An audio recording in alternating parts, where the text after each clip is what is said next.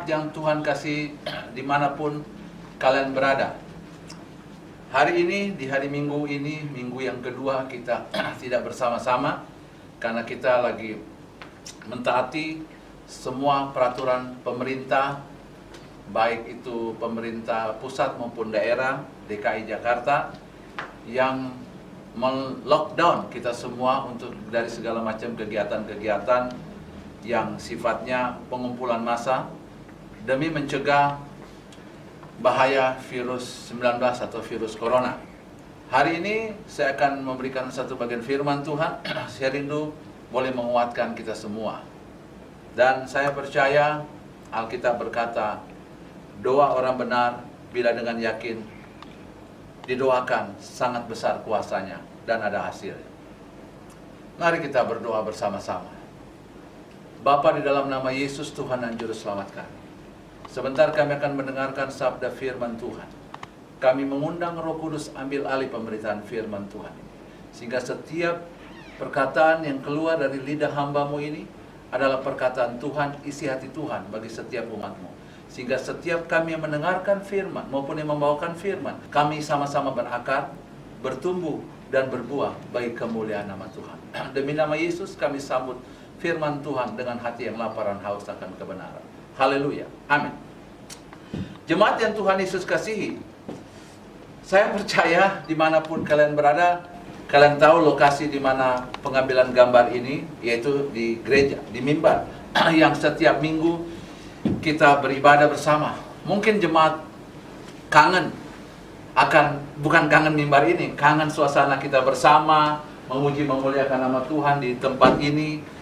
Dan di sini sana juga kita bisa melihat visi gereja di tahun 2020 adalah tahun Yobel, tahun pembebasan, tahun pemulihan, tahun Tuhan berperang ganti kita, tahun penuaian jiwa-jiwa dan berkat Tuhan bagi setiap orang percaya yang berjalan dalam kebenaran dan fokus bagi kerajaan Allah, fokus bagi kingdom of God.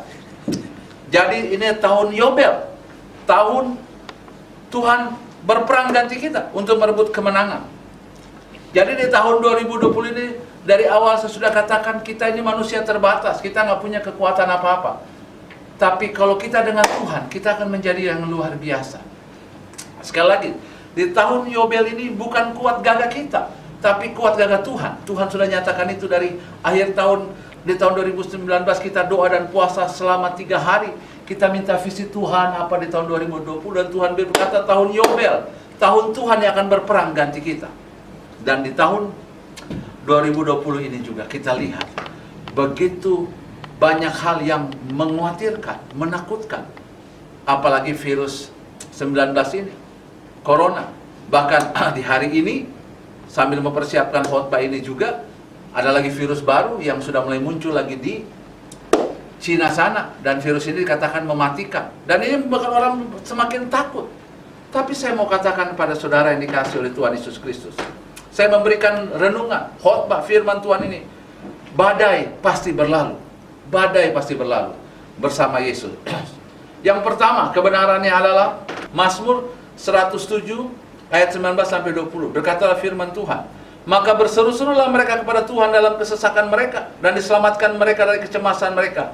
Disampaikannya firman dan disembuhkannya mereka, diluputkannya mereka dari liang kubur.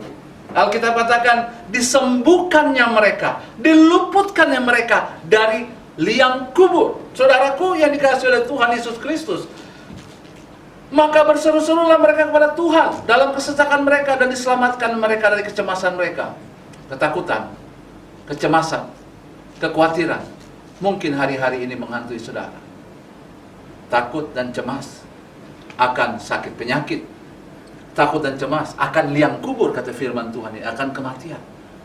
Ketakutan memang secara natural manusia, siapa manusia yang nggak ada yang takut? Semua manusia mengalami ketakutan. Tapi Alkitab katakan kita tidak boleh hidup dalam ketakutan, karena Tuhan tidak pernah memberikan roh ketakutan. Oleh sebab itu jemaat yang Tuhan Yesus kasih, bagaimana kita lepas dari ketakutan? Dikatakan sini, maka berseru-serulah umat Tuhan kepada Tuhan dalam kesesakan mereka, dan diselamatkannya mereka dari kecemasan. Haleluya. Hari ini yang pertama, bagaimana kita bisa keluar dari badai dan badai pasti berlalu bersama Yesus. Jangan berseru kepada manusia. Manusia itu terbatas, saudara. Tapi kata Alkitab, berserulah kepada Tuhan. Karena Alkitab juga katakan, terkutuklah orang yang mengandalkan manusia, terkutuklah orang yang menjauh daripada Tuhan, hatinya daripada Tuhan, tapi diberkatilah orang yang mengandalkan Tuhan. Yang kedua, saudaraku yang dikasih, harus kita yakini. Dalam Ibrani 13 ayat 5b, aku sekali-kali tidak akan membiarkan engkau, dan aku sekali-kali tidak akan meninggalkan engkau. Hari ini ada banyak orang merasa ditinggalkan kekasihnya, sahabatnya, karena mereka mencari aman sendiri, mencari selamat sendiri. Memang juga dilarang untuk bertemu satu dengan yang lain, karena bisa membahayakan, kita bisa saling menjangkitkan satu dengan yang lain tanpa sadar. Tapi kalau di sini Alkitab katakan, firman Tuhan katakan, aku sekali-kali tidak akan meninggalkan kau. Bukan Jeffrey Tambayong yang berkata, tapi firman Tuhan yang berkata, Tuhan Yesus sekali-kali tidak akan meninggalkan kita. Jadi yang kedua, tetaplah percaya, Tuhan tidak pernah meninggalkan kita. Katakan amin, saudara. Katakan amin, Tuhan tidak pernah meninggalkan kita. Yang ketiga, yang terakhir, saudara, saya bacakan firman Tuhan dalam 1 Samuel 17 ayat 45 sampai dengan 47.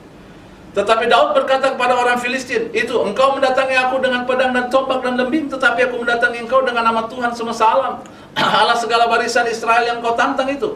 Hari ini juga Tuhan akan menyerahkan engkau ke dalam tanganku, dan aku akan mengalahkan engkau dan memenggal kepalamu dari tubuhmu. Hari ini juga aku akan memberikan mayatmu dan mayat tentara orang Filistin kepada burung-burung di udara, pada binatang-binatang liar, supaya seluruh bumi tahu bahwa Israel mempunyai Allah.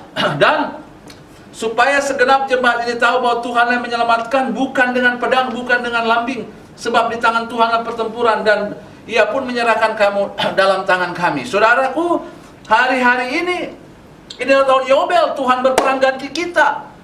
Daud melawan Goliat, nggak mungkin bisa berhasil.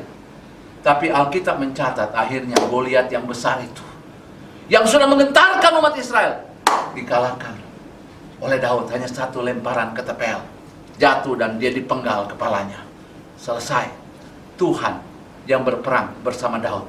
Secara manusia Daud nggak mungkin bisa mengalahkan Goliat, tapi karena dia datang dengan Tuhan, maka mujizat terjadi.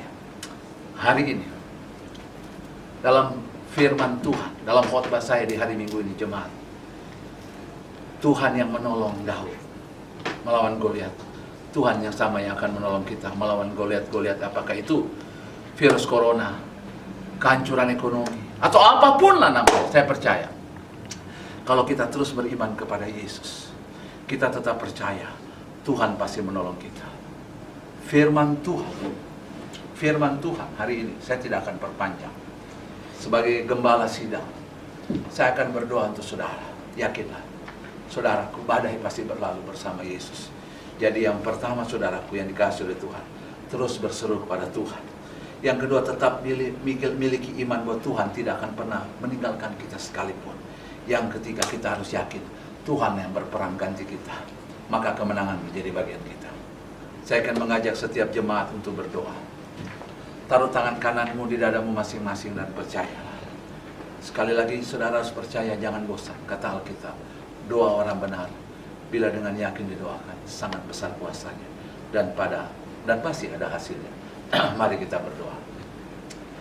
Bapa, di dalam nama Yesus, Tuhan dan Juru Selamat kami, firman Tuhan sudah disampaikan bagi umat-Mu di rumah mereka masing-masing. Kami bersatu hati mendukung doa untuk Bapak Presiden kami, Pak Jokowi, Pak Maruf Amin, Wakil Presiden, dan seluruh keluarga, dan para menteri kabinet Tuhan yang sedang berjuang bersama TNI Polri Tuhan, bersama seluruh elemen masyarakat, para dokter bidan, bersama juga Tuhan, para relawan donatur untuk perang terhadap masalah corona ini. Tuhan, berikan roh persatuan untuk seluruh warga negara Indonesia, untuk tidak saling menjelekkan dan tidak saling menyalahkan satu yang lain. Ini corona adalah virus yang menjadi musuh kami bersama. Kami harus bersatu hati. Biar kami berdoa terbangun jaringan sosial satu dengan yang lain dengan baik. Yang miskin membantu, yang kaya membantu yang miskin, Tuhan. Yang kuat membantu yang lemah. Sehingga tidak ada satupun yang merasa ditinggalkan, tapi semua saling menguatkan. Dan kami berdoa Tuhan untuk Pak Presiden dan seluruh urusan terpantau, juga Pak Doni Mordano Tuhan. Berikan hikmat, kebijaksanaan dari surga Tuhan untuk bisa menangani ini Bapak. Pulihkan Indonesia. Dan kami juga berdoa dari tempat ini. Kami berdoa lebih dari 184 negara yang mengalami masalah seperti kami Tuhan. Kami berdoa untuk negara-negara lain juga Tuhan. Pulihkan, selamatkan mereka. Hati kami juga untuk Italia. Hati kami juga untuk Arab Saudi, untuk Israel, untuk Amerika. Hati kami taruh untuk negara-negara Eropa, negara-negara Asia, Afrika, dan seluruh dunia. Hati kami taruh hati kami untuk mereka supaya terjadi pemulihan. Terima kasih Tuhan, terima kasih. Kami percaya Tuhan, kami yakin ketika kami satukan hati dalam doa, Tuhanlah menjadi jawaban. Tuhan yang menolong Daud melawan Goliat, Tuhan yang sama menolong kami. Terima kasih Bapa. Dan saat ini jemaat Tuhan yang Tuhan kasih dimanapun engkau berada, mari angkatlah kedua tanganmu dan terimalah berkat Tuhan. Tuhan Yesus menyinari engkau dengan wajahnya, menadangi engkau dan memberi engkau kasih karunia dan berkat.